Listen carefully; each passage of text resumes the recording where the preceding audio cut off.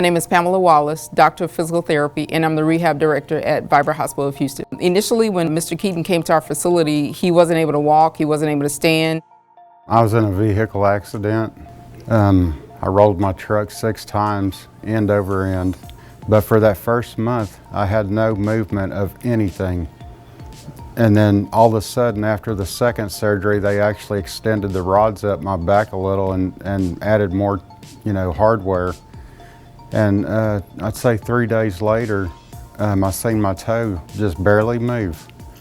One of my big toes just barely moved. But before that, I had nothing. I would have been paralyzed. About 2 weeks ago, I came here, and I've had just amazing therapy.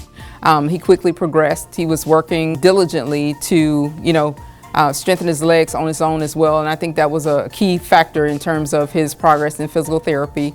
We progressed him to working on core strengthening exercises, exercising with ankle weights to help strengthen his legs, exercising with TheraBand also, as well as dumbbell weights to strengthen his upper body.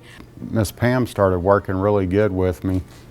And like I told her, I was like, I can walk, with a walker. I'm ready to take some steps, and that's what I did. So ever since that day, we've been practicing walking, standing, we've been practicing leg exercises, everything that she could possibly figure to do with me to strengthen my muscles, Before you knew it, he was able to walk with the use of a rolling walker. Here at Vibra, we use a team approach. We personalize their care. We actually develop a plan of care that's suitable for each individual patient.